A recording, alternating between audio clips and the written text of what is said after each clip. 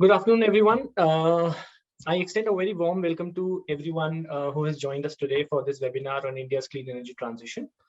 This is a subject that has been actually a focus area for Mongabay-India for several months now. We are doing a series of audience engagement programs, including webinars and podcasts, and this is the fourth episode in the series of webinars we are hosting. We are trying to understand the challenges and opportunities that India's clean energy sector is facing and the opportunities that it is posing for the industry at large. In today's session, we want to focus on India's rooftop solar sector. In 2015, when India announced a target of 100,000 megawatts from solar, 40,000 megawatt was intended from the rooftop solar. But actually, what happened in the subsequent years was actually not on the expected lines. The focus completely shifted on large solar parks or hybrid wind solar projects, while rooftop solar sector continued to suffer. The reality is that on the eve of 2022, which is the target year, when we were supposed to achieve this target, we are far off from it. In fact, we have not even achieved 20% of our 40,000 megawatt rooftop connected projects. To take this discussion forward, we have a stellar cast of experts with us today who will help us in understanding the subject. We have Mr. Anshul Gupta, who is the Chief Commercial Officer of MySun, which is an online solar platform. Mr. Gupta has served as the Managing Director General at Focal Energy, and he brings expertise in renewable energy investments, strategy formulation, execution, corporate governance, general management, and organizational building. Mr. Gupta has also been an entrepreneur in both the solar rooftop space, as well as now bringing new infrastructure technology companies from Europe to India. We also have Mr. Saptak Ghosh with us today. He's a research scientist at CSTEP. He leads the energy efficiency and renewable energy domain at the organization. He has been working on solar photovoltaics and integrated waste management frameworks for about a decade now. He has a vast experience, and his core competency includes in the fields of solar photovoltaic applications, sustainable waste management infrastructure, design of innovative renewable energy systems, and formulation of renewable energy policies. We are also waiting for another panelist to join, Mr. Piyush Ranjan Rao. He's a Bhubaneswar-based urban planner and a prosumer who actually installed solar panels on his rooftop around a decade ago and has benefited from it. So while the reason for getting him, he actually not really consumed, but yeah, he's producing solar power and giving it back to the grid. So when during our conversation realized that when Cyclone Fani triggered devastation in Bhubaneswar and the city went into darkness for more than 15 days, he was able to use the electricity from his solar plant and charge his phones and his appliances. So the reason for bringing also a prosumer in this kind of discussion is also to understand from a prosumer's point of perspective and also from an expert perspective that how both the things collide, where the gaps. And before we take this discussion forward, I would just like to clarify that the format of the program is very simple. We will give each panelist 5 to 7 minutes to share their introductory remarks, following which we'll have a very short discussion on the issues raised by them, as well as those documented by Mongabay-India during our series. But before I invite, I just want to clarify that I know all of you have worked for years, Mr. Ghosh and Mr. Gupta. You have worked on the subject for years and you have a lot to say, but we'll try to understand that we'll keep keeping in mind the format. We'll keep the introductory remarks to 5 to 7 minutes so that we can have a fruitful discussion later. And following the discussion, we will take questions from the audience. And I encourage everyone who is listening to us or who wants to send the questions to either put it in the chat box and questions the Q&A box. So we can now kick off the discussion. Can I first invite Mr. Gupta to please share his remarks on the sector, and then we'd like to take the discussion forward, Mr. Ghosh and then Mr. Rao. Mr. Thanks a lot, man. Yeah, thanks a lot, man. Thanks for the introduction as well. I think so just a quick context of where I'm coming from. I've been with a company called Focal Energy, which was largely doing large ground-mounted utility solar projects, selling power to state discoms and central utilities. And I've made a career move to an organization called MySun, which is focused on distributed solar. And it is not just distributed rooftop solar in terms of large corporates, but also catering to the residential and the SME segment. And it's not just, because, there's a couple of reasons why I'm here. And one of them is, of course, the fact that I do see that as a big potential going forward. That's an untapped market, which, I do want to, crack in that sense. And I do have a lot of, opinions or thoughts around why it is not succeeding and what can be done to make it successful. I will just start with a few points here. Of course, we keep talking about how policy changes or policy flip-flops have been causing a lot of trouble to the residential market. I've been investing in the renewable energy sector since 2007, and my view is very simple. When it makes commercial sense, which it does for solar rooftop now, what we need is policy enablers and not policy incentives. We just need the regulators, the policymakers to let it happen and allow it to happen and stop meddling with it. The business will take on its own. The second factor, of course, then everything falls on the industry and the entire ecosystem of what is required to make it work as far as the rooftop sector is concerned. So, just in the morning today, I was reading an article which was on Mongabay about Dharnai, which was the first solar village in Bihar, and which, because of maintenance issues, is not functioning anymore, and it is being used as a cattle farm these days. And that brings to light the biggest challenge when we talk of solar as the future superstores. Where when we talk of superstores, we're talking of large presence, distributed presence across the country. Along with that, what needs to happen is that there needs to be a sales and service network, which is very different from utility scale projects. And that is where the entire DNA of an organization matters. The large utilities which are doing large gigawatt or 100 megawatt or gigawatt scale solar projects, they're just not organized in a way to cater to this kind of a service or sales network. And that is where those players will not be able to succeed if they try to get into the distributed solar residential SME sector. They need to be organizations who are in their very DNA service oriented, customer oriented, and talking of low cost structures, but focusing on large volumes. And that's a very different structure that is required. Of course, with that comes the question of customer acquisition. How do you acquire customers at an effective cost? And that's where a lot of technology needs to come in. And the third important factor is that this is a sector which this is a product which has a high chance of getting finance, or consumers wanting finance. And that's another aspect which is again part of the entire ecosystem which is missing. And it's a circle which needs to be completed. So finance will not happen when there is large enough scale. Finance requires a few things. One, credit risk assessment for the end consumer who's buying the product. Now, people in the or players in the industry who are focusing on solar, on renewables, who understand the sector, who understand the technology, are not guys who've been doing credit risk for individuals, for SMEs. So there has to be a merger or a mix of professionals coming in from the solar sector as well as individuals coming in from the retail financing sector, who are able to then make it work together. Of course, performance reliability is important, because in the end, this is a cost-saving product. People are replacing their grid electricity with solar power. So the performance has to be there. And for that, that is where the service network becomes important. If the performance is not there, the customers will be more inclined to defaulting on their loans. And the only way to tackle that is to make sure that the service network is there and those products are performing. And of course, the quality at the time of construction is important. And the third important factor is the cost of replacement. So, whenever a lender looks at a particular lending option and says that I only want to take this, for example, if it's a car finance, there is a very clear second-hand market, and lenders know what is the realizable value of a second-hand car, and they finance based on that. Similarly, there has to be a second-hand market for the rooftop segment. And for that to happen, the market itself needs to be big enough.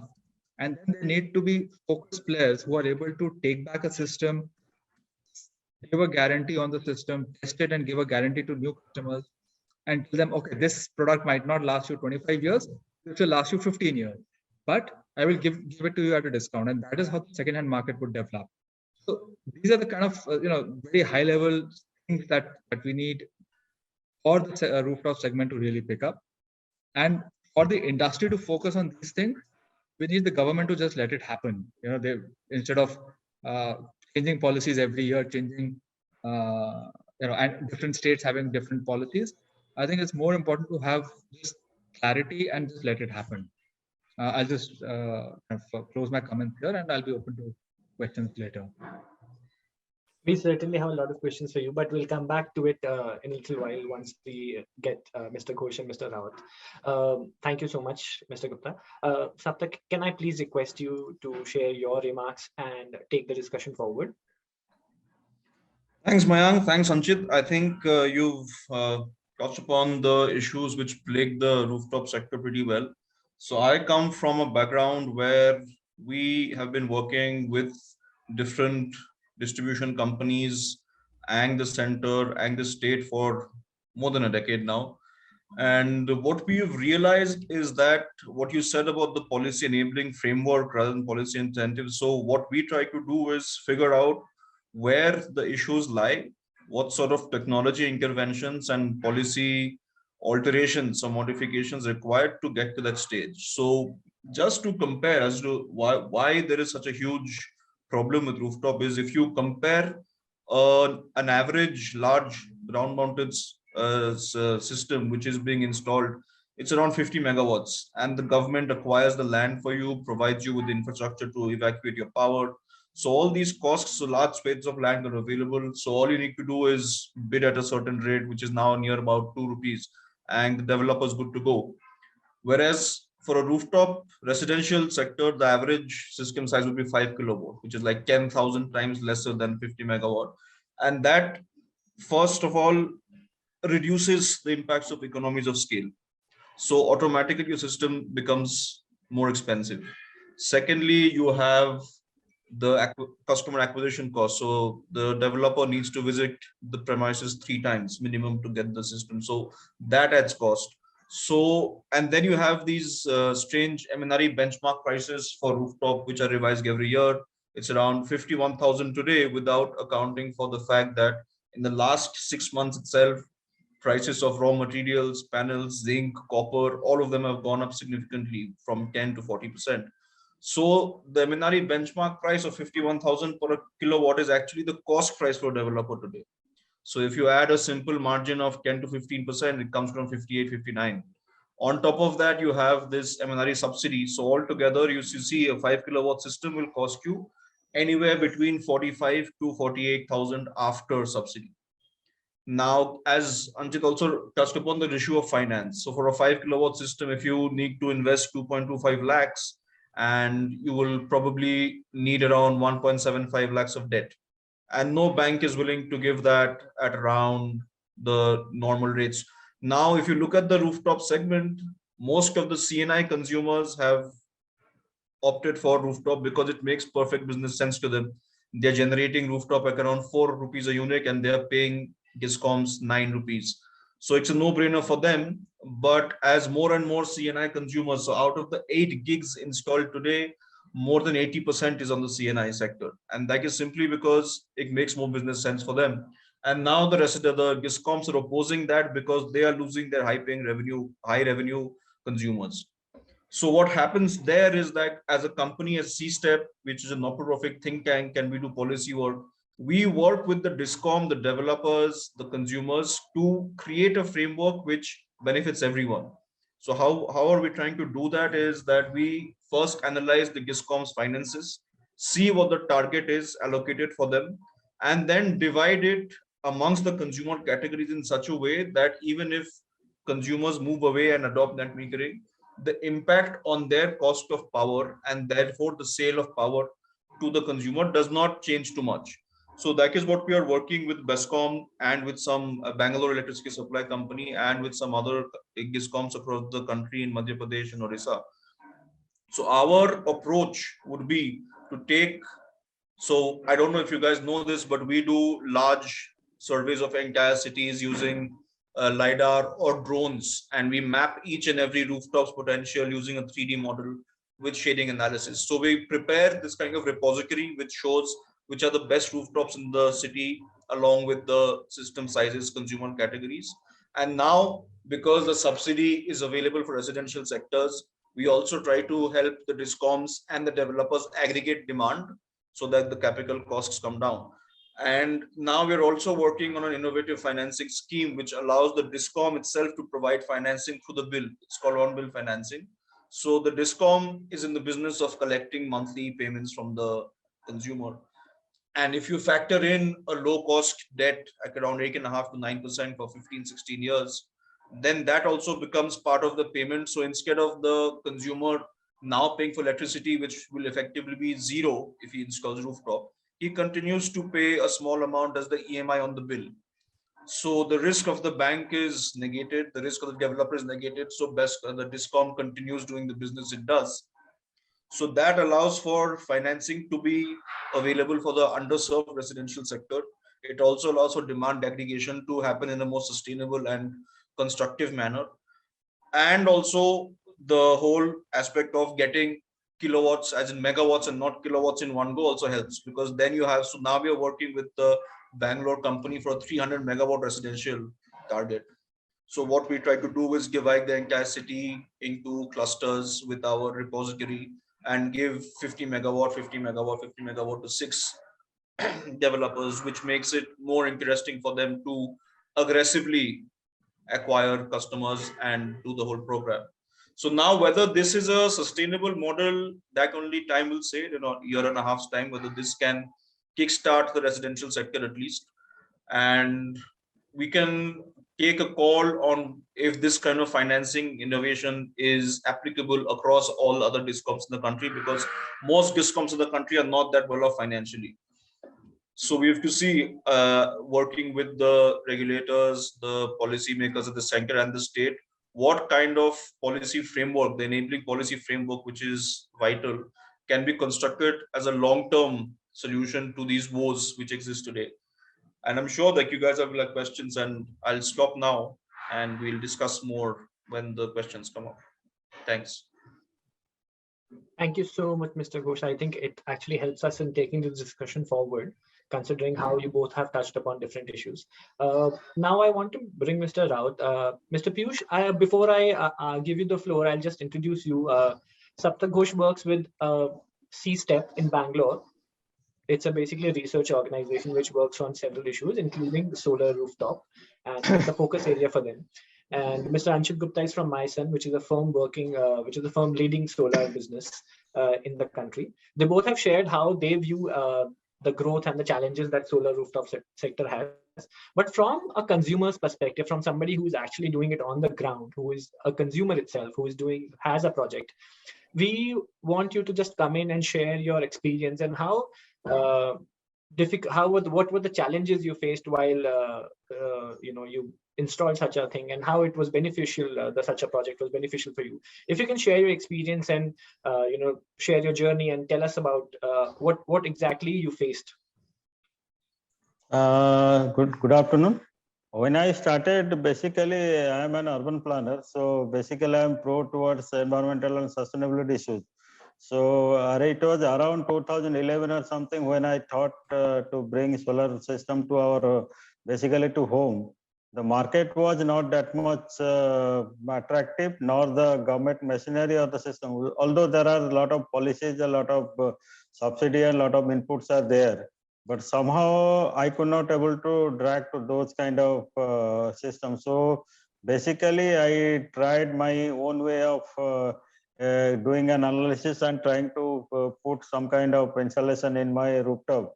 So that the whole idea is that we are part of a state which is a lot of energy surplus state, people used to say. And second thing that a lot of power cuts used to happen. And there are a lot of times we depends upon mostly, we don't know when this power goes up or when this power comes out. And then the idea was that there was a lot of debate in home that you are working in this line, other thing, why don't you think something on this?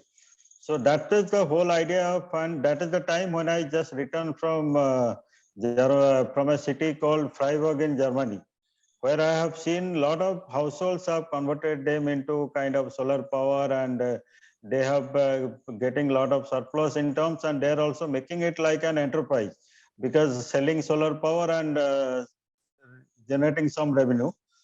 Although my idea was not to sell everything, but I was thinking that how I can do it in my home. So that's how we install around 1 kilowatt of solar power in our rooftop.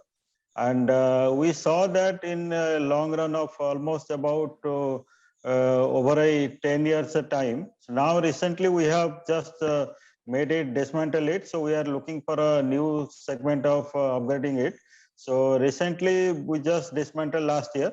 So, and we are now setting up another investment to put up a new solar system, and that will be a kind of in-grid system. Do it right now, whatever we are doing, done is basically for our own consumption. So we don't know the statistics, how much we saved or how much we use it for other purpose.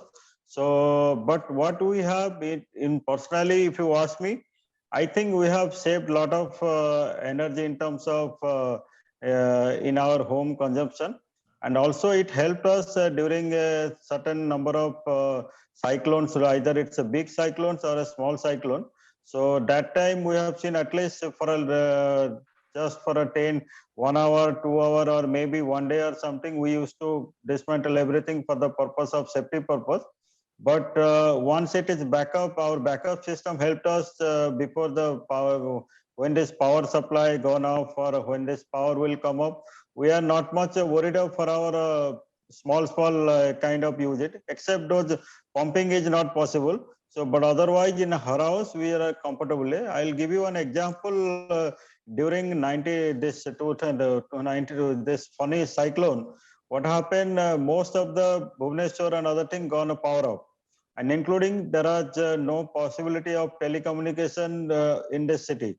So somehow I was using some kind of BSNL's, there is something called WiMAX network that actually was working perfectly, because it was not obstructed by any damage in the cyclone.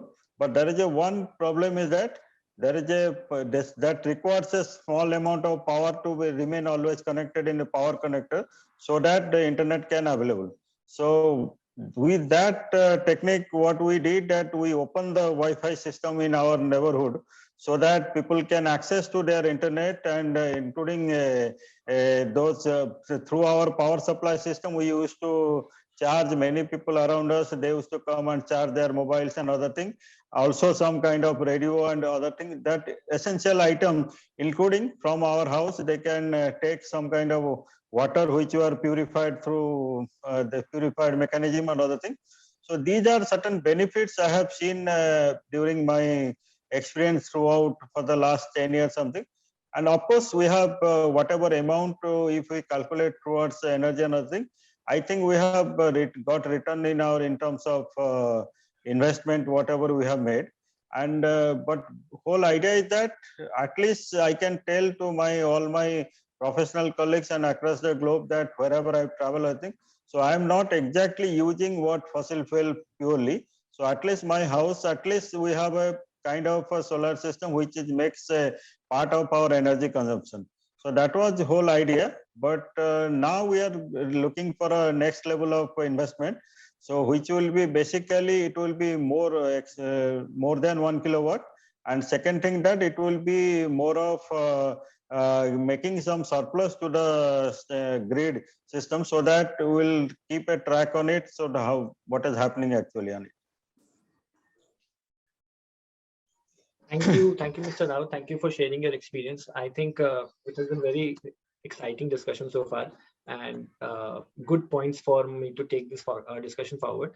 I thank all the panelists for their remarks. But you know, the discussion here, as well as the stories that we have been doing on the sector, actually shows that there are a series of complex challenges we have, which we need to address if we want to focus on rooftop solar and not just take the solar industry on the large scale project trajectory.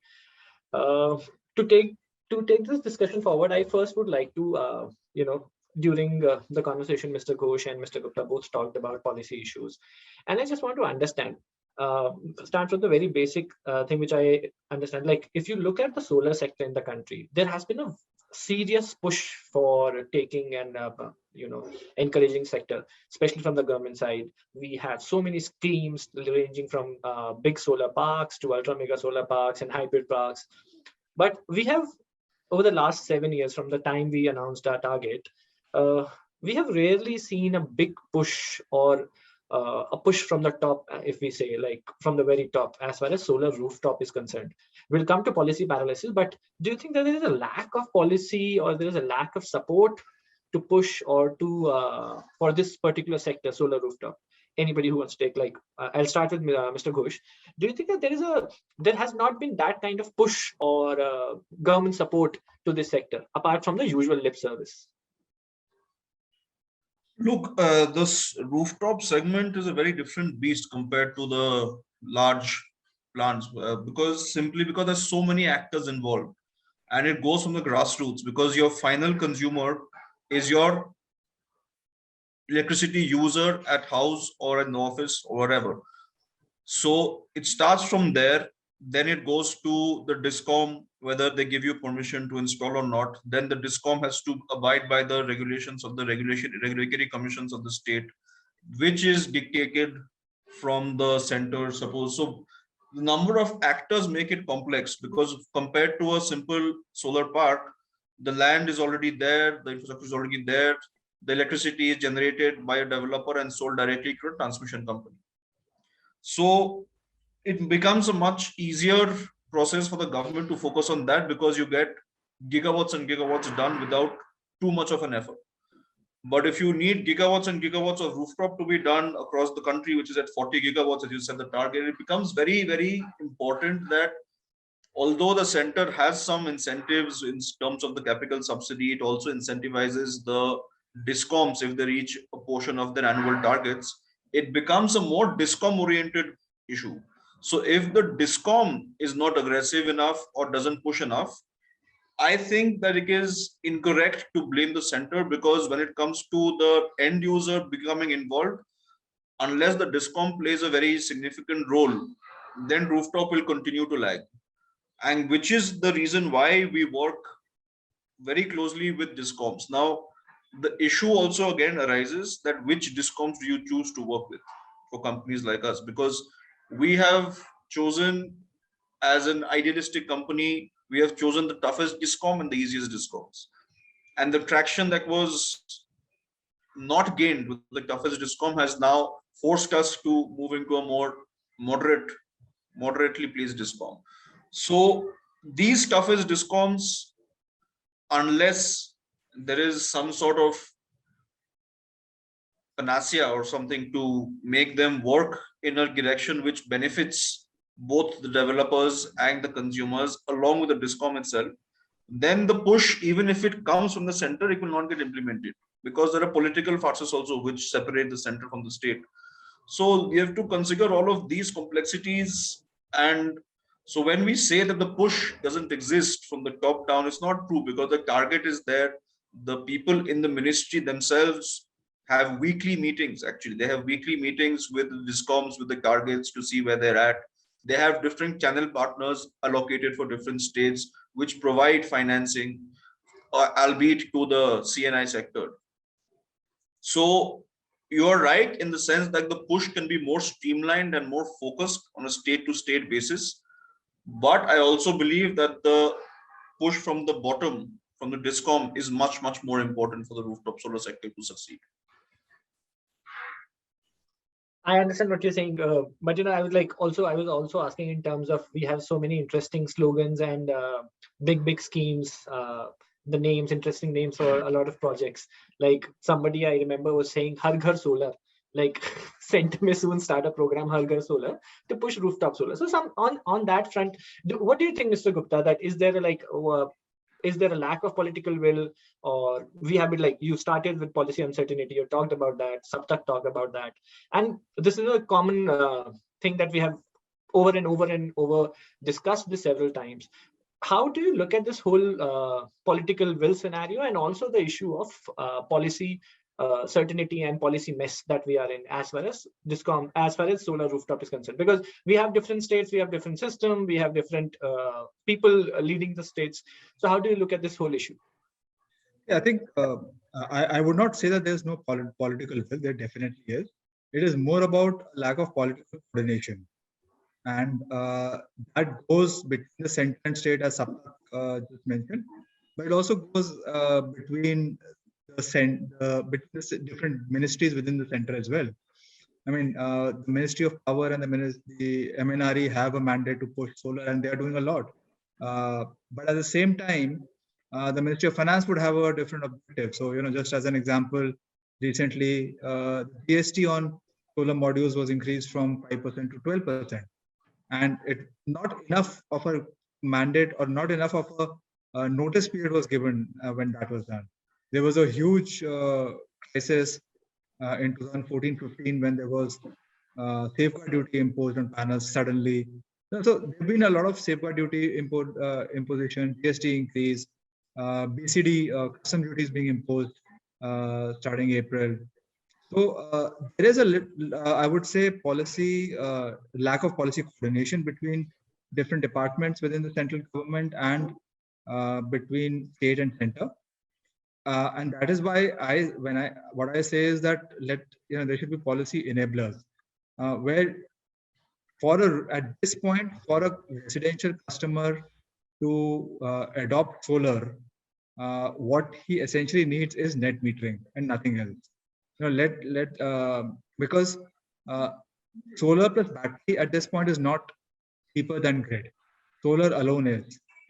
So even if you ask the discoms to charge a small amount, which is to some extent compensating them for the services that they're providing, every net metering, which is like banking of power, effectively. You compensate the discom, it will still be viable. It will still be cheaper than solar plus storage, and just let that happen. The discoms do get something out of it. They'll support it. So that's essentially what I think is required.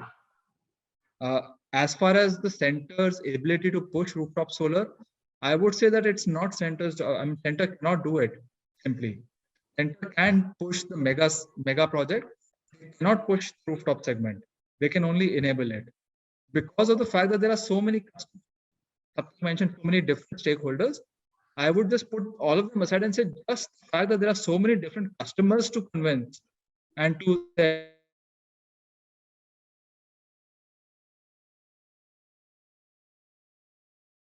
requirements, financial situations, it is practically impossible for the center to push it.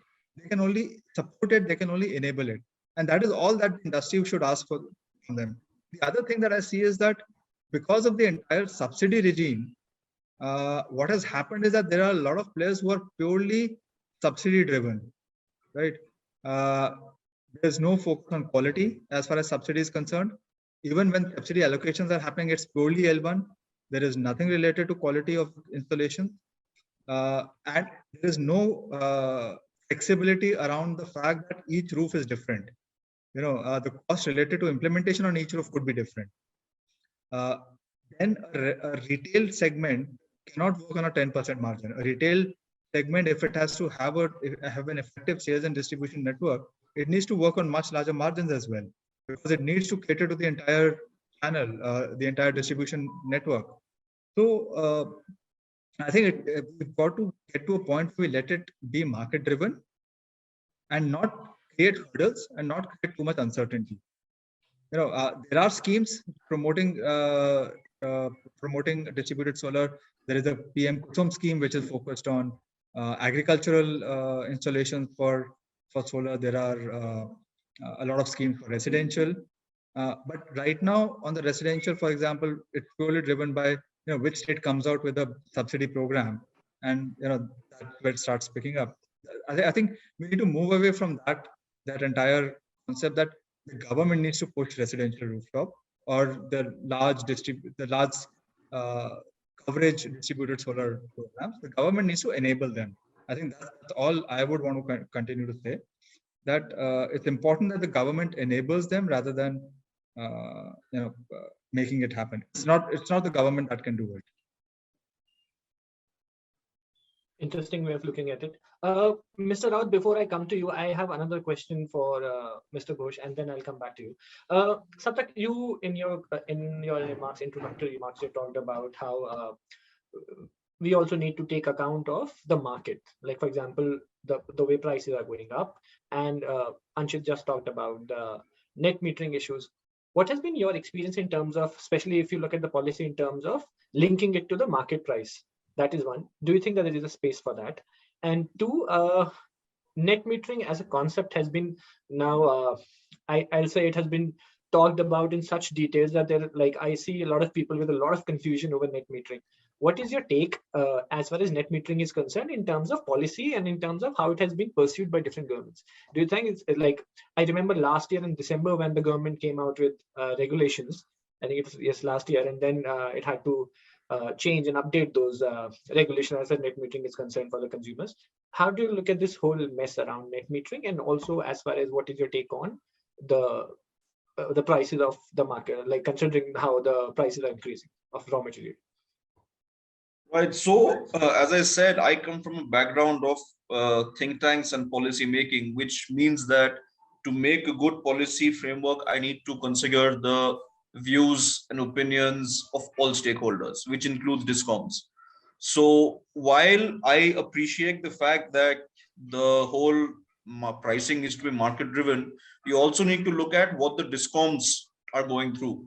For example, if you continue with the trend in Bangalore of more than 80% of CNI consumers adopting rooftop solar, what eventually will happen through net metering is that as more and more CNI consumers move away from the DISCOM, the cost of recovery of that revenue erosion will be passed on to other consumer categories. And that requires petitions filed to the Regulatory Commission, which will then lead to maybe a price increase, which might be a shock after a year. So what we need to figure out is, while you're absolutely right, Anchit, that the market needs to determine the price and not the MNRE benchmark price of whatever they say, because the market reflects what is the dynamic nature of modules and all the other elements which are required to make up a solar system. So as you would have seen in some states like Maharashtra and Kerala in the recent past, in the last 3-4 months, the tenders called for the rooftop solar segment in the residential sector have to go through net metering, number one. So net metering is must. And they also make a caveat that when the tender is being called, the bid price or the L1 should not be restricted to the MNRE benchmark price. So the L1 can be 60,000, whereas the MNRE benchmark price is 51,000, but the subsidy which is calculated is on the MNRE benchmark price. So the 30% or 40% or 20% will be calculated on the 51,000. That minus, rather, the capital cost of 60,000 yes, minus that subsidy is what the consumer will effectively pay. And I see that net metering is available for all residential consumers across the country. It is only with respect to the larger CNI consumers that restriction to 10 kilowatt was first imposed. And then after a huge hue and cry, it got increased to 500 kilowatt. That's right. So as I said, if you divide the target, for example, if Bangalore has a target of 1.2 gigawatts, if you divide the target in such a manner that the DISCOM's finances are not negatively impacted by net metering, then it is cool. But as soon as you allow net metering for every consumer category, that is when DISCOMs will start creating issues which you will not foresee. So they have many, many ways to restrict any large consumer going for a huge system. Yeah. So I believe that the net metering system will be here to stay because it allows for very good business cases for the residential and for all sectors. This restriction of 500 kilowatt and all doesn't work because there are many, many big players across the country which will circumvent that by going behind the meter. So there are ways to counter that as well. So if this target which is allocated is done in a scientific and structured manner, then what happens is that net metering also works. The DISCOM also doesn't make too much of a loss from their revenue erosion. But ultimately, it all then comes down to how do you acquire thousands and thousands and lakhs of consumers in the smaller kilowatt category to aggregate demand and get to the target. So that is why we, using net metering, If you have a small report which the developer can directly just WhatsApp to the consumer, saying that this is the area of the roof where the system will be placed, this is your expected generation, this is your expected business case, you'll make your money back in 3 years, your system will last for 25 years provided the quality is there minimum. And then you have, of course, net metering to support your business case along with your finance from a reputable bank through the discom, then it works. So I'm not saying that net metering is the bane of discoms. It is needed to be made in such a way that the discom can manage the financial impact in a sustainable manner. So 2, 3, 4, 5 years, as in how you grow, the discom can manage that. So that is my opinion on the net metering piece. In fact, that's why Saptak, I briefly mentioned that, I would even go to the extent of saying that there should be a net metering just like there is banking charges for open access. There should be a net metering charge that the customers should be willing to pay. I've seen states where, for example, Maharashtra again as an example, where open access has been a constant on a constant growth path, very consistently, because the policy is consistent. Even though the transmission charges in the case of solar open access in Maharashtra are twice those for the other for non-solar. But still, Maharashtra continues to grow at a steady pace as far as open access is concerned, purely because there is consistency, and DISCOM is compensated for the loss that they are incurring, and it still makes financial sense for the consumer. We are at that stage as far as residential and SMEs are concerned, where even if there is a net metering charge that is imposed on a rooftop installation, it will still be financially viable, right? So that's where I say that let it be a situation where all stakeholders are protected, are incentivized to make it happen, and then let organizations figure out ways of getting those thousands of customers aggregated.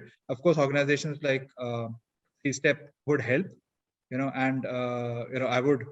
We've actually been contemplating at Myson. We've been contemplating doing aerial surveys of cities or smaller localities that we are targeting, to have those assessments in advance, where we can, where we can tell a customer in a particular area, we know what your roof would support and what your savings would be. So I mean, of course, we could also collaborate with. I don't know if C-Step or such organizations collaborate with private players or not, but that's another area that could be done. That will take offline. Yeah, of course. And I will take credit for making you to meet. But anyways, before I do that, Mr. Raut, I want to come to you now. And after both Saptak and Anshit, how they have talked about the industry perspective, how they have talked about the overall perspective, I want to understand from a simple consumer's perspective, because when you look at solar, ultimately a consumer has used that power. How do you? What are the issues that you faced while installing such a project, and over the years, what is your experience as far as net metering and a rooftop solar is concerned? See, what as a consumer, what I understood, solar products are not sold just like buying a TV product or buying a mobile phone or something like that. It's not that much package, not that much attractive, not that much lucrative way of reaching to me as a customer or to any other customer, if I understand. Yes, people, those who are understanding their own interest or something, they are coming out. Sometimes this subsidy and discounts or whatever coming up, that is also various other issue. For example, I was not using net metering for the last 10 years. Now I am shifting it to net metering. So what is happening now, the easy process is that when I ask the vendor to looking at to install this thing, the simple thing they come up with that, sir, aapko lagana hai, to you have to come up with a product which is belong to discounts. So I said, why? Now, otherwise, there will be a lot of issues when they will start installing you or giving you the service and other thing. And I said, is it so? They said, you can try that. You ask for another product and go to the discount. They will not give you, they will not make you kind of encouraging to discuss with you. But the moment you will say you are using their product from a company, and suddenly they will start talking about you, their engineers, their officials, everybody. Okay, what, how much, what you want to use, how much you want to. Our officer will go help you, and everything will do it, and in a matter like you feel like this is what exactly what a consumer requires. But the choice is that my point is that as a consumer, I must have that much of freedom to choose which are the product I should use. And again, depends upon the product which I'll get a service, or maybe I can think of some product, I'll bring it from abroad or somewhere. Or that's a different model. But that restriction has given me restriction. Then they said that the subsidy. I said, I'm not bothered about subsidy. I'm ready to pitch into my own listing because it is my personal investment towards sustainability. That's it. I'm not worried about your subsidy of 20,000, 30,000 running behind you to get those subsidy and get approval. So the idea is that give me a product, that product I should install and make my life more comfortable to easy to get access to net metering and other things. Don't create a barrier between you that it is not your product, it is not that product. The moment you said this thing, then I will start thinking of why should I go net metering? Let me continue with my upgrade. There is no issue of if I generate extra solar and I give it to the society, that benefit will get by the discount that by the state government in their achievement the net zero or whatever. They will say that this much of energy we are getting green energy. If you don't want to take it from me, it does not matter. I will continue use it my this thing. See, the point is that if I am ready to spend 5 lakh rupees, I will not run behind 20,000 rupees or 30,000 rupees for a subsidy. You are not giving a 50% or a 60% or a long run subsidy that a consumer will attend. That is the main thing. If as a urban forget about consumer, if I was an urban planner, when I talk to it, some of my friends, other thing, because one of my advocacy in my profession is that I ask every household, every person who I meet, at least in your life, in your household, put little bit of solar energy in your system. And they suddenly tell that you give me a package, I am ready to install it. But now tell me, do you have a package that who will take care of my solar energy of 1 lakh rupees or a 5 lakh rupees or 10 lakh rupees? But I should not have a bother to when it becomes a problem or when it becomes a service or other thing. So that is what somehow I am missing it. I don't know other part of the world, but in Bhubaneswar I am talking about, this is what missing. But sometimes people are questioning about solar to laga denge, then uske baad what will happen? Service के लिए किसके पीछे घूमेंगे? Just like you buy a TV or you buy a washing machine, buy a something. So they said that a one call, there will be something available. Banking, something available. But in this, किसके पास जाएंगे? Thank you. Saptak, you have a question? You want to ask something to Mr. Raut?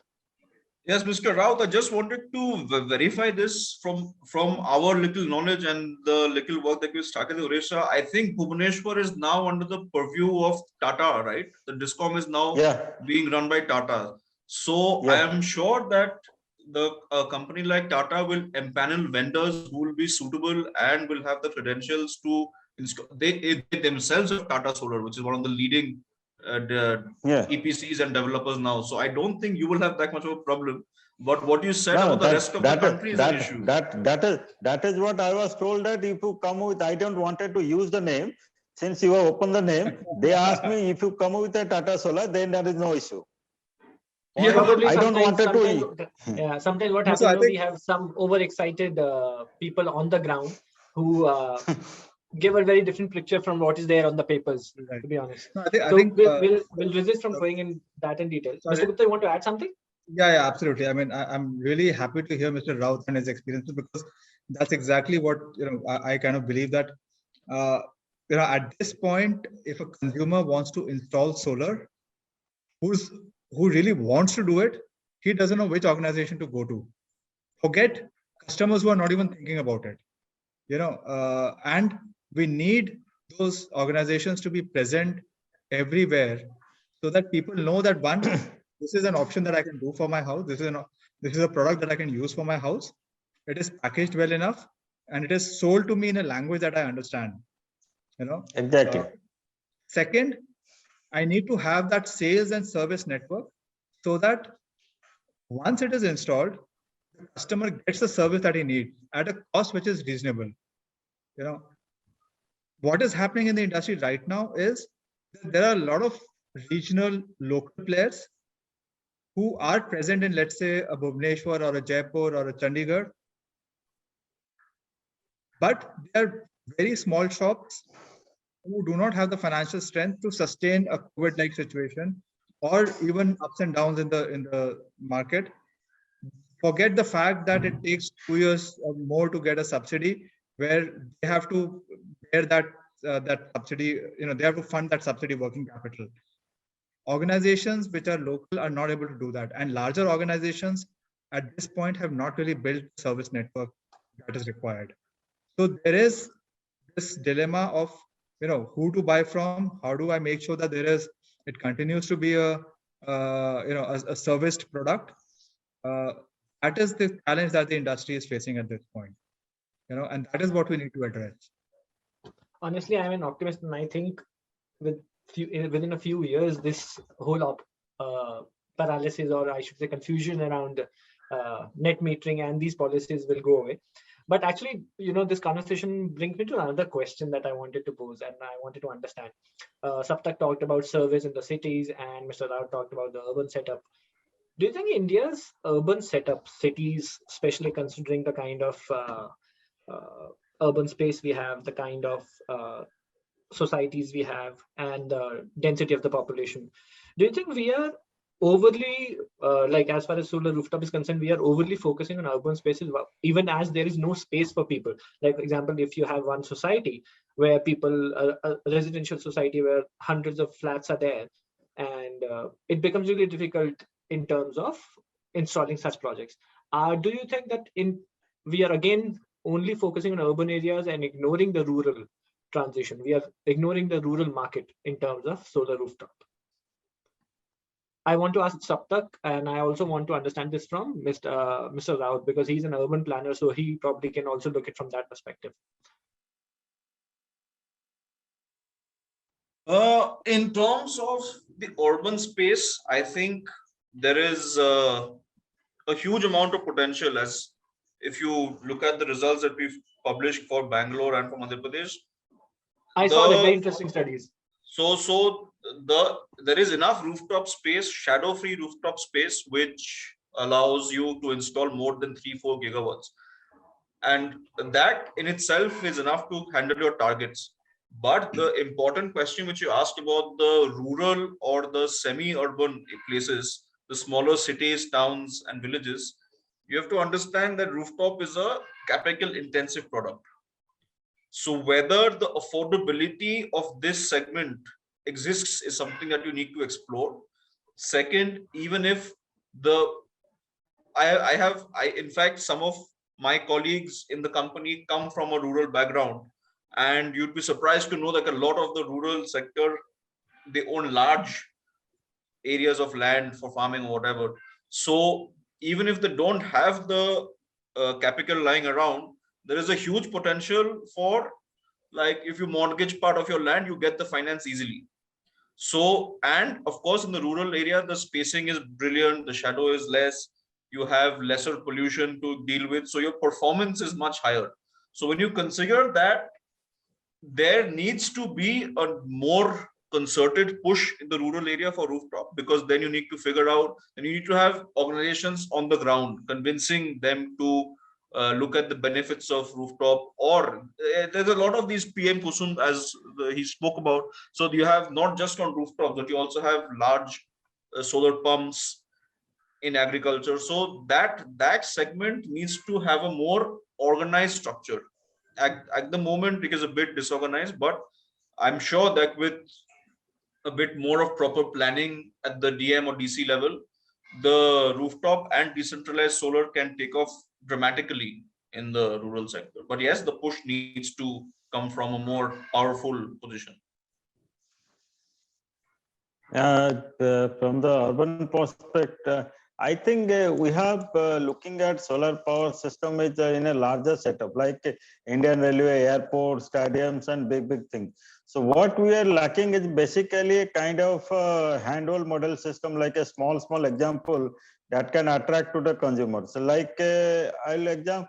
There are a lot of things are happening in the, like people are easily accepting electric vehicle, people are accepting battery operated bicycles and other things, and they are also looking for opportunity to convert their cars into electric.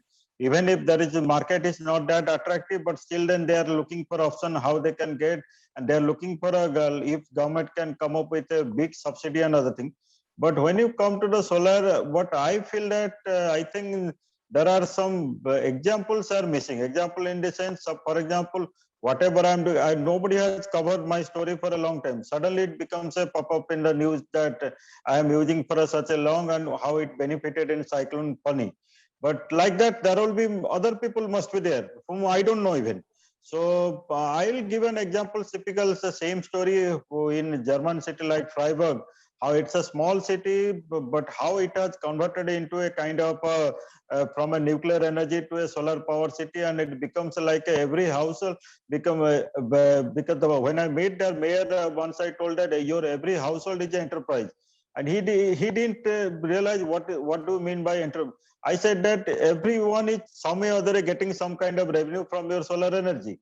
That is a big model, means every household you have created a system that then he becomes surprised that then he started in a speech telling that, oh, so we are people known to us a solar city. Now we have become a kind of done a lot of green investment for the society. So that is what we need some kind of champions like a mayors or some kind of bureaucrats or else even some civil society or something who are can convert into people who can really transform into like a becomes a, like an attractive, like a, we do a lot of investment in banks and other things. People start thinking of, okay, why not I get a X amount of money, let me put my 10% of money or a 20% of revenue towards this green sustainability model. So that is what the attractiveness is we are somehow missing, not only in Bhubaneswar, India, but most of the Indian cities. Whatever we see, it is just like a one or two kind of model example, but it's not actually moving like a sinking towards this what our prime minister or the chief minister or big leaders are telling, that need to be visible in the ground. So on once that is a once one city, just imagine in India one city will become like a big pie in terms of solar, and then automatically every other city will start, oh, that city has become, so why not I start converting. Then this mayors and other thing will start thinking of and other thing. Just that is what example we need in our cities. Once it is done, there is no issue. Coming back to the rural setup, I think rural setup people are they are not using big setup, but they are using much more solar energy than the urban community. At least for the region of their mobile charging or something texting or a computer or something to use it for every house. I have gone to some of the villages. So I have seen you don't find very attractive other thing, but they somehow they have a piece of solar panel somewhere it is there, because that रात को light चालू करना है, mobile नहीं चलेगा.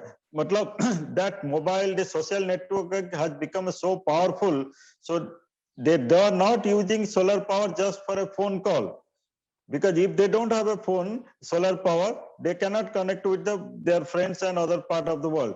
So that is what the kind of business model attractiveness we need, so that people will be more attractive towards solar energy. Solar for social. But anyways, this actually reminds me of one point that Saptak and Anchit both talked about. When we talk about Freiburg, it's an example. If you talk about Freiburg, it's an interesting space, but Freiburg has its own set of challenges as far as Discom health is concerned.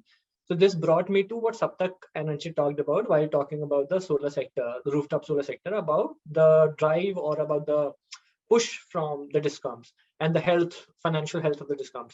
Saptak, you have been tracking the sector for long, and you understand this whole issue around whether it is net metering, whether it is surveying the areas, no matter, or like we just talked about Mr. Raut's example of Odisha in terms of vendors and Discom pushing for it. how do you see, we know that discoms in India are not in great financial health. We know but their financial health is in doldrums right now. From that perspective or from that vantage point of view, like how can discoms be supported? Or do you think that discoms will remain a stumbling block as far as implementation of rooftop solar is concerned? I'll start with you and then I'll come to Mr. Gupta. I'll ask him to respond to this. Look, in terms of being a stumbling block, it will remain as long as they perceive the threat or the risk.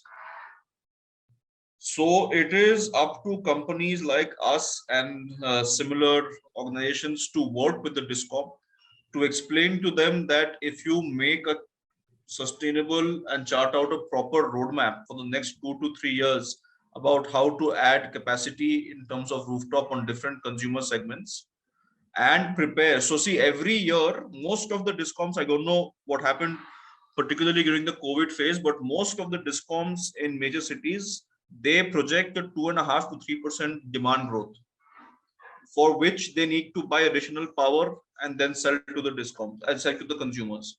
So if this additional demand is fulfilled with capacity addition from rooftop solar, then that reduces their transaction costs, which is what we keep telling them, like any additional demand in the forthcoming year, you fulfill with rooftop capacity addition. So unless you convince a discom that, look, if you have this much of rooftop, so if you have like 40 megawatt, like 400 megawatt on residential, 400 on the resco model, and 200 on a gross metering on the big sheds which do not have capital but are happy to use the innovative rooftop lease model for gross metering, then your 1.2 gigawatt can be achieved without any financial loss. In fact, you'll benefit. So when you get to that stage of discussion with the discom, that on the table you present numbers which show that they are not going to lose money and in fact they're going to make money, that is the inflection point where the discom starts pushing. For example, Bescom.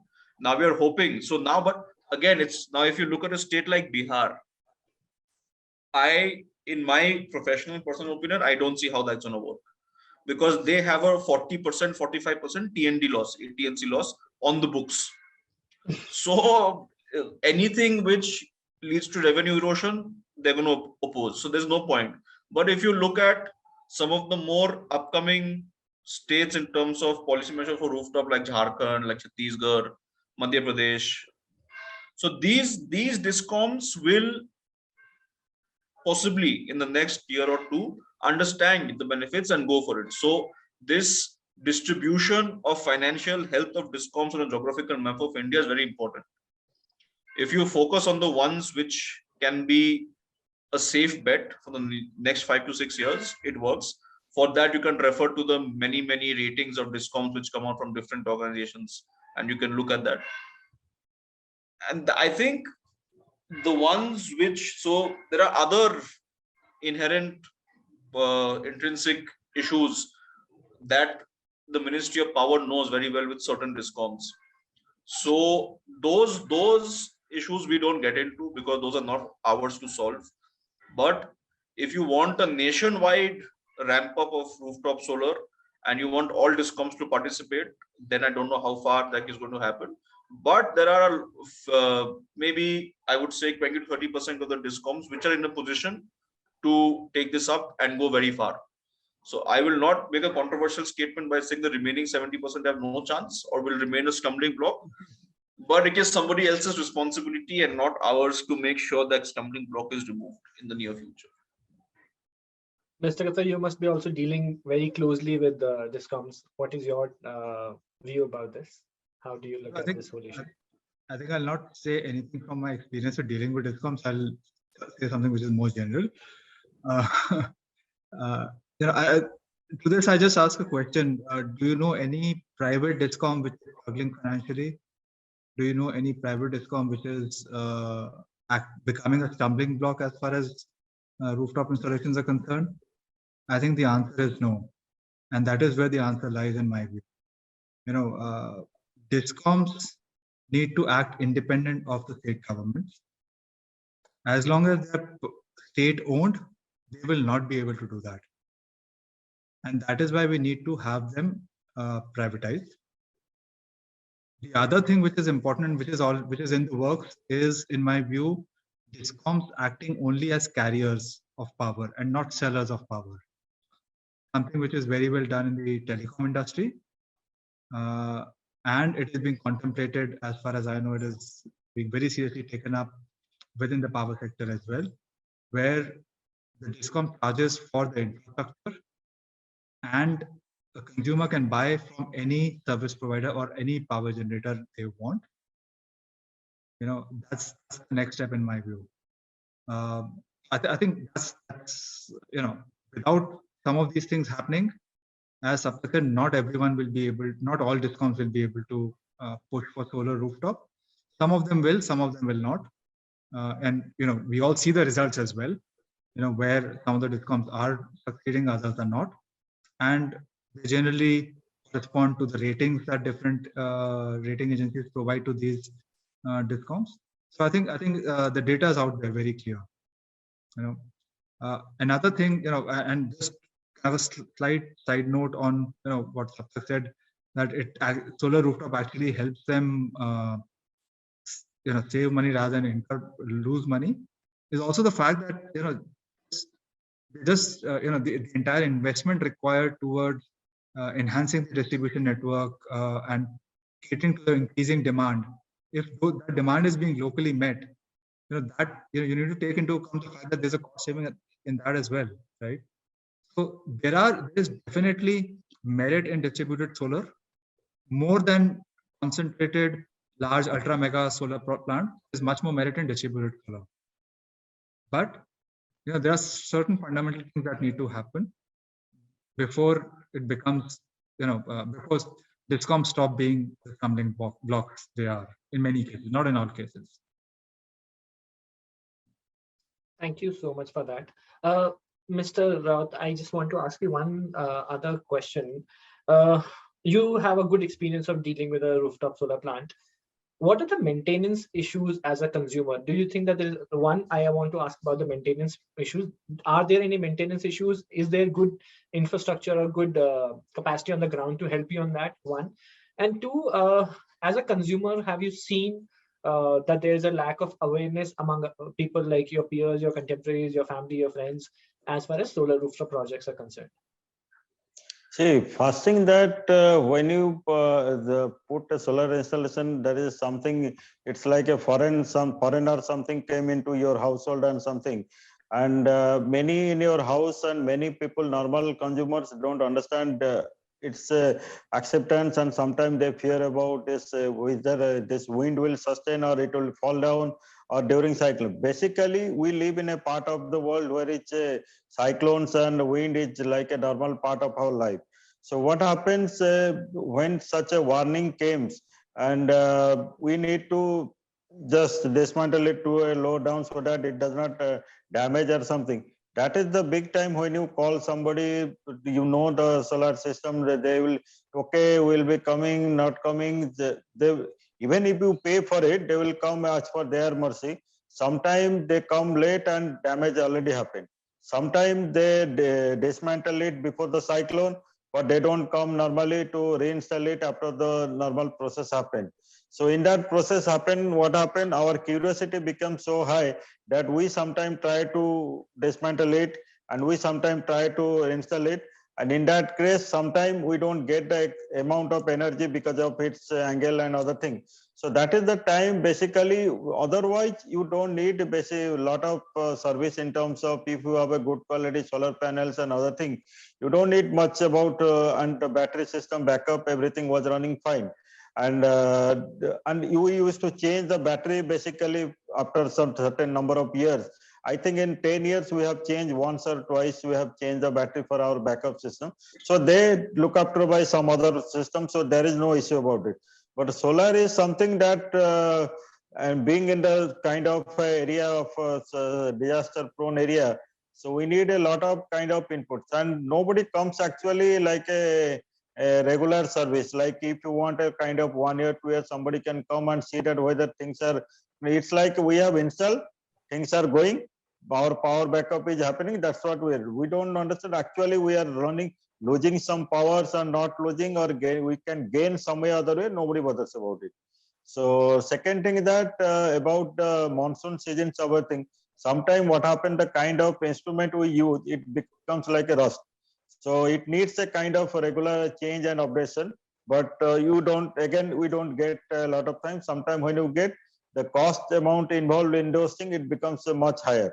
So that's why for my case, I knew many of the things because of my interest on the subject. So we try to do and deal it. But for other consumers, sometimes they said, oh, ho gaya, we don't want to further investment or something. Let's forget it. Something that also happened in Sydney. And but one of my work culture is that I told in the beginning and telling you again, I used to pursue many people that at least in your household, other thing, put a certain amount of energy of solar energy, because we cannot have a wind energy or nothing. So at least solar is possible. So some people are accepting, some people are not accepting in the consumer behavior for their other issues. It's not about, they are not worried about financial concern. They are not worried about spending 1 lakh, 2 lakhs or 5 lakh. Their only concern is that what will be the cycle after we install it. Whether somebody can come or something. The market is, to be honestly speaking, the market is very limited. Once I think the market becomes like selling a TV shops in in a mall or something, solar will become like this. People will attract, because small solar product people are buying. Lanterns, people are buying like a mobile charger, people are buying a solar radios. Those things are, people are attracted because they said, okay, isko use karo. If does not works, throw it, finish it. So it's a small investment. But when you come with big investment, they are all looking for a kind of service sector. I think once the service sector and market get attracted, people will definitely come out. I don't think money is now a big issue for spending like a, but the idea is that how we reach to them. Because government and other machinery, the kind of policy they are launching, they launch like a big mega thing, as if they attract it such a way like everybody think that, okay, one day they will come to my home and give me like a Aadhaar card. But that it does not work like that. They have a limited percentage and they say that our target is over. Means target is over what? So when this target comes, they install it like a Sarkar bureaucrats households. They install in colleges, they install in the universities, they install it somewhere which is easy for them. They don't go in the off track. And a consumer does not get benefit of those products, which is once they think that, okay, Prime Minister has announced, the Chief Minister has announced, so definitely it will come to me, but it does not come. So then they said, okay, if I will invest, not invest, then in the between they forget it. That's what normally I have seen in my experience. Thank you, Mr. Raut. Actually, I have a couple of questions, but now I think we should open the questions for audience. And Mr. Raut, I think the first question will come to you. There's an anonymous question from one of our listeners. The person says, how long does a solar rooftop system last? What about the waste that could be generated if you need to replace the system? Or how it easy, and second part also, how easy and difficult it is for someone with no experience in solar to set up a system like that? Is it easy to get government subsidies? So all your experience, basically one small liners, if you can just explain about, is it easy to install and is it easy to get the subsidy? And then I'll ask the second part of it again. See, I have not worried I have not gone to the subsidy part, but subsidy part I have seen it's not so easy. It's still it is confusing this thing. But regarding solar panel, solar energy installation, I think there are a lot of startups and sort of industries has come up even in Bhubaneswar. If one has to work out or find a network in every city has some kind of such things are happening now. If they have a kind of interest and money to spend on it, I think they will find a way out to install it. And the second part question is that how long it sustained. Like for me, I installed for over 10 years. I have no issue about instead of getting energy out of it. The only thing that it was a backup system, so you have to worry about your battery and the kind of product you take a backup system. So that's a worried part. Otherwise, regarding service, you know a little bit about knowledge about solar system, and be careful about when the this weather changes or cyclones or some kind of warnings are happen. So be good relation with your service provider so that they can come at least dismantle it. Then again, after normalize happen, you can install it back and and Bhubaneswar gets enough, like in Odisha and other thing, we get enough sunlight. So there is a myth that we don't get enough sunlight and other thing. That's not an issue. So you can get enough energy. And personally speaking, if you put a solar investment almost 10 years, I think you can get back in around 5 to 7 years, like a 1 kilowatt, whatever I have spent. If you take track of it investment, I think you will get back your money back. And I changed the system after 10 years because I wanted to have a better solar panel system, which can give me more energy. And second thing that I can now think of doing a kind of another analysis of in-grid and other thing. So otherwise, if I want to use that, I can continue it. No issue. And what about the cost? Cost was that time I spent about almost in 2011 something around 7 to 8 lakhs or something like that. Now I have a planning to spend about because now the cost has gone down also. So now I am planning spend about same amount or maybe around 10 or something. But again, with a lot of analysis and other thing, that's what my plan. Thank you so much, Mr. Gupta. You want to say something? I actually have next question for you only, but after you make your point.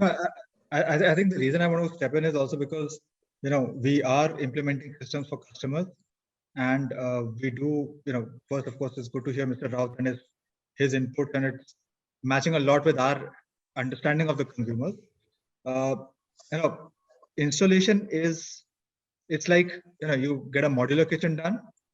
You get an air conditioner installed, you get a solar system installed, right? It's you're already doing stuff which is as complicated or as easy as getting a solar system installed.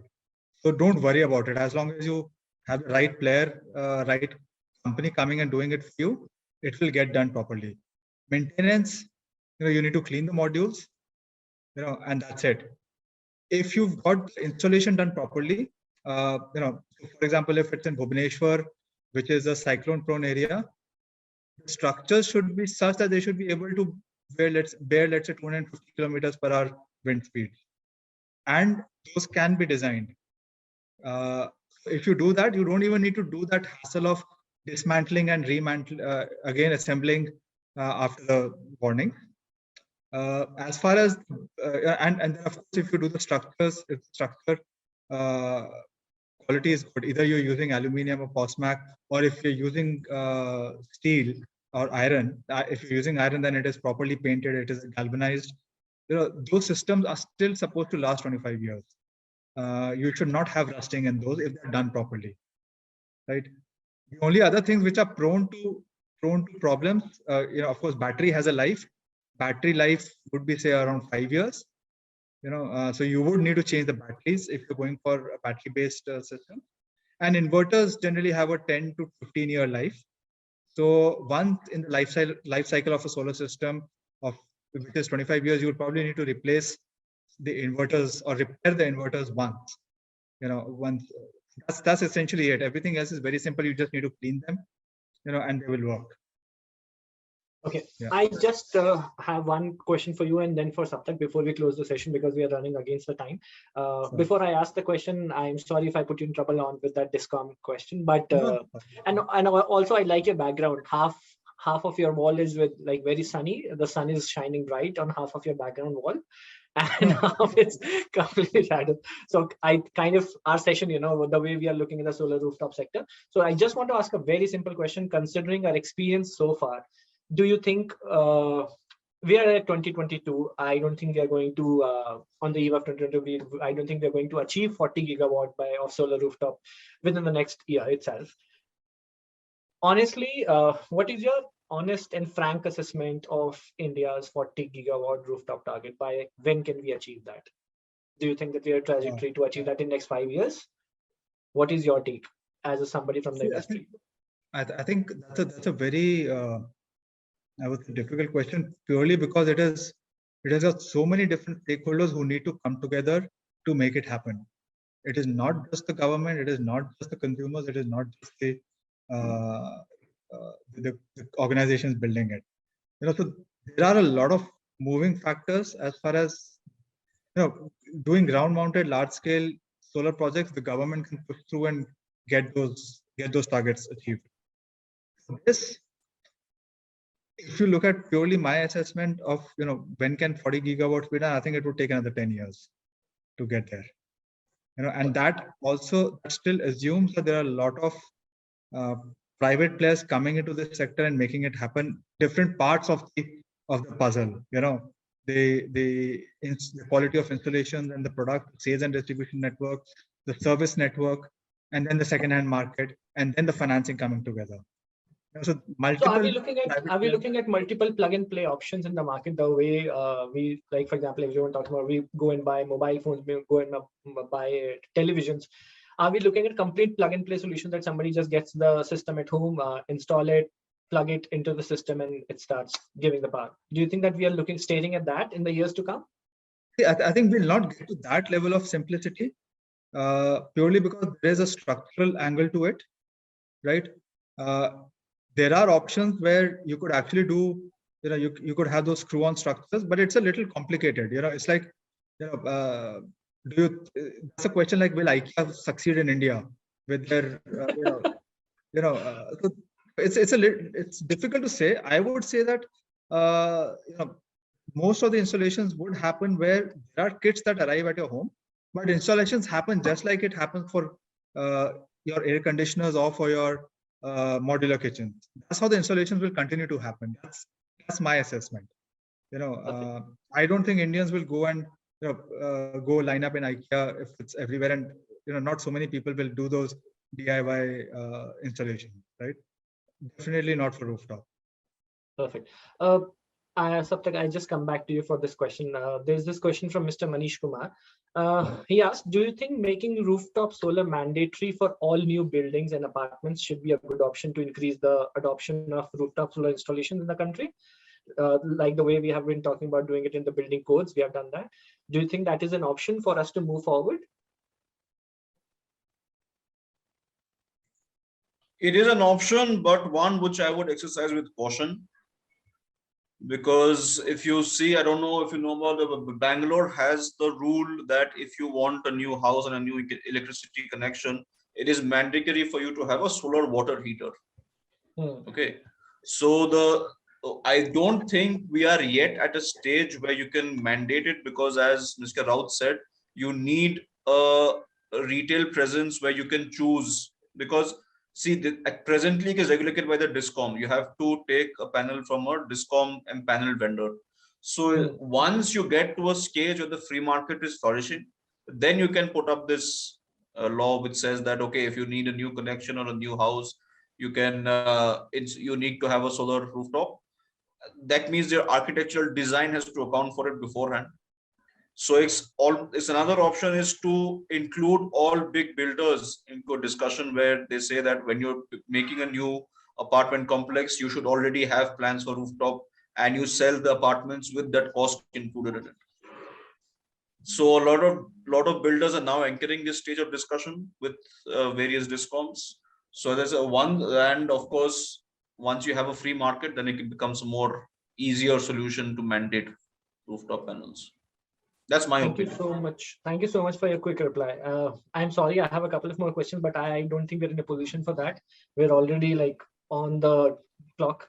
So sorry, we are out of time today. But before we close, before I thank you, I just want to thank all the panelists, Mr. Raut, Mr.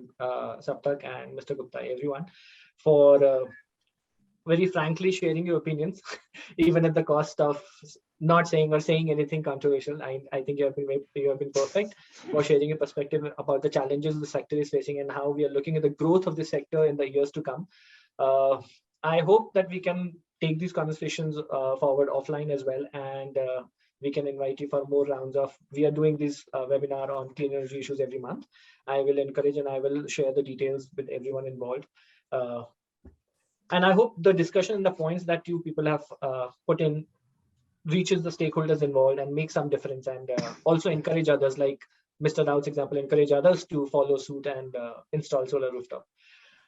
We intend to carry all these discussions about clean energy forward in our sessions to come. Thank you, everyone. Thank you to the audience, and thank you for all the panelists for coming and sharing the time, and sharing the perspective. Thank you so much for your time and patience. Thank you for having us. Thank you, Avinash. Have a good day. Thank you. Thank you. Thank you, everyone. Take care. Bye. Bye-bye.